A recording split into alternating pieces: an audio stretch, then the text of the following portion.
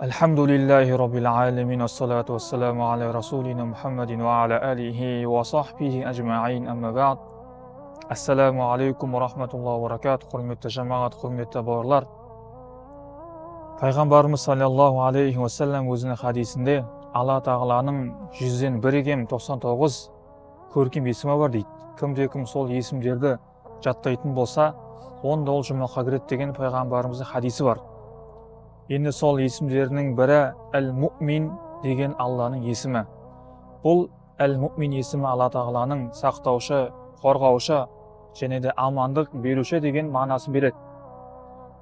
Яғни Алла тағала бұл осы есімменен адамдарға амандық береді. Алла тағала Құрайш сүресінің аятында Estaizu billah falyabudu rabba hadal bayt allazi at'amahum min ju' wa amanahum min khawf. Осы үйдің иесі болған Алла тағалаға құлшылық қылыңдар. Ол сендерді аштықтан сақтап тамақтандырды, және ол сендерді қорқыныштан аман қылды дейді. Аман қылды. Яғни бұл есендік, амандық, ол өте жоғары нәрсе. Бұл Алладан болады. Пайғамбарымыз саллаллаху алейхи уассалам өзінің хадисінде кімде-кім таңертең тұрған кезде дені сау болса, оның бір күндік жейтін тамағы болса, және ода бір тыныштық, бір амандық болса, онда оған бүкіл жақсылық берілген екен дейді. Яғни бұл не? Алла тағала осы Әл-Муъмин есімімен бізге амандық береді. Сол үшін біз осы дұға қылған кезімізде осы Әл-Муъмин есімін атап, өзіміздің амандығымызды, басымыздың амандығын, еліміздің тыныштығын сұрауымыз керек, құрметті жамағат. Бұл ұрыс керіс болған жерде тыныштық болмайды.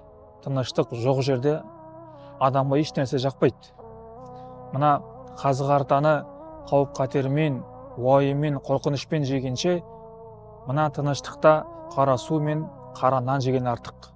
Сол үшін де, құрметті жамағат, бұл біздің басымыздың амандығы, мына еліміздің тәуелсіздігі, бұл бізге берген Алланың өте үлкен нығметтерінің бірі.